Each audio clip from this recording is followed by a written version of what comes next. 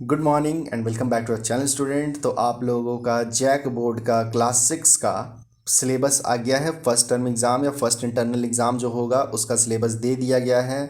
तो बस आप लोग फटाफट तैयारी स्टार्ट कर दीजिए, पढ़ना स्टार्ट कर दीजिए और जल्दी से जल्दी तैयारी कर लीजिए क्योंकि एग्ज़ाम आप लोग का बहुत जल्द होने वाला है।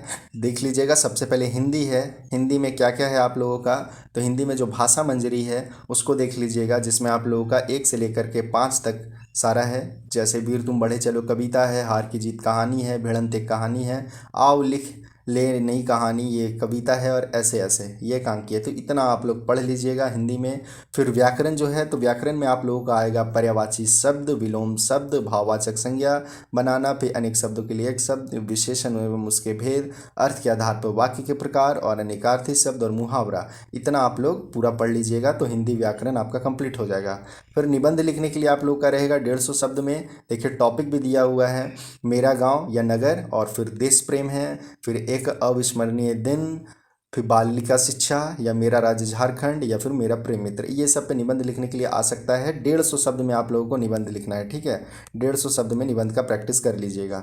अब आ जाइए पत्र लेखन। पत्र लेखन में भी क्या है, तो प्रधानाध्यापक को पत्र रहेगा छुट्टी के लिए या आवेदन पत्र है। फिर पिताजी को आ सकता है पत्र लिखने के लिए, और मित्र को।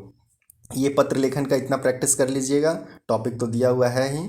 बस उसके बाद आप लोग इंग्लिश का देख लीजिए। इंग्लिश में आप लोगों का जो डेजी बुक है, तो डेजी बुक में ये first the emperor and the Nightingale, फिर द स्काईलार्क, उसके बाद the king and the tree goddesses, उसके बाद है a teacher for all season, फिर सरदार पटेल, उसके बाद सिंबल ऑफ आवर कंट्री। ये इतना आप लोग पढ़ लीजिएगा इंग्लिश में। उसके बाद ग्रामर के लिए कुछ स्पेशल नहीं पढ़ना है, बुक के देखिए लास्ट में होता है आप लोगों का ग्रामर, उतना ही को पढ़ लीजिएगा तो ग्रामर भी कंप्लीट हो जाएगा।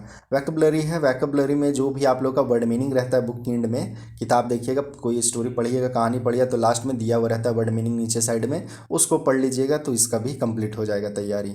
उसके बाद थोड़ा सा कंप्रीहेंशन है, यानी पैसेज दिया रहेगा, पैसेज को पढ़ करके क्वेश्चन आंसर करना है। और 60 वर्ड में पैराग्राफ राइटिंग है, ठीक है, ज़्यादा नहीं है, 60 वर्ड में पैराग्राफ राइटिंग है। तो जिसमें क्या क्या है, स्प्रिंग सीजन पे लिखने आ सकता है, द कुक्कू पे लिखने आ सकता है, माई फेवरेट टीचर पे आ सकता है, माई कंट्री पे आ सकता है, या इंपॉर्टेंस ऑफ ट्री पे आ सकता है। तो इतने चीज़ का आप लोग ये तैयारी कर लीजिएगा। अब आगे देख लीजिए, आगे संस्कृत है। संस्कृत में क्या क्या है, तो सुभाषिका है, प्रथम पाठ से लेकर के पंचम पाठ तक पढ़ लीजिएगा बढ़िया से। उसके बाद व्याकरण में देख लीजिए, संस्कृत व्याकरण में आप लोग का शब्द रूप है 3, बालक, लता और मुनि। तो ये तीनों का शब्द रूप याद कर लीजिएगा, तीनों में से कोई भी एक आ सकता है। फिर धातु रूप है, तो धातु रूप पठ, भू और रच का है, तो ये आप धातु रूप भी याद कर लीजिएगा। संख्यावाचक शब्द है, ज़्यादा नहीं है, 1 से 10 तक ही है, तो 1 से 10 तक का संख्यावाचक शब्द भी पढ़ लीजिएगा, ठीक है। मतलब संस्कृत में आएगा संख्या लिखने के लिए। अब आ जाइए थोड़ा सा कारक है, कारक में कर्ता, कर्म और करण, ये तीनों पढ़ लीजिएगा। और फिर कुछ रहेगा अनुवाद, जो हिंदी में रहेगा हिंदी से संस्कृत में आप लोग को ट्रांसलेट करने के लिए दिया जाएगा। उसके बाद विज्ञान में देखिए, विज्ञान में 1 से 5 तक जो चैप्टर है सारा पढ़ लीजिएगा।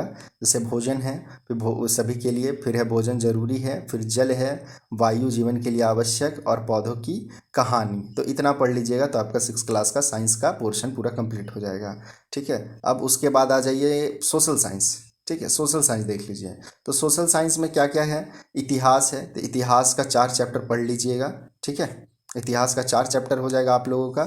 उसके बाद भूगोल है, भूगोल में 3 चैप्टर पढ़ लीजिएगा, और नागरिक शास्त्र में 2 चैप्टर पढ़ लीजिएगा, ठीक है। अब देख लीजिए थोड़ा मैथ का, तो मैथ में क्या क्या आप लोगों का आने वाला है, तो मैथ में आने वाला है खंड ए में देखिए, पहला, दूसरा, तीसरा, ये 3 चैप्टर, संख्याओं की जानकारी, पूर्ण संख्याएं और पूर्णांक, ये 3 चैप्टर आ जाएगा। उसके बाद है प्लेइंग विथ नंबर, यानी संख्याओं के साथ खेलना, तो उसमें गुणनखंड और गुणज पढ़ लीजिए, महत्तम समपवर्तक पढ़ लीजिए, और लघुत्तम समपवर्तक पढ़ लीजिए। तो ये आपका मैथ भी कंप्लीट हो जाएगा, ठीक है।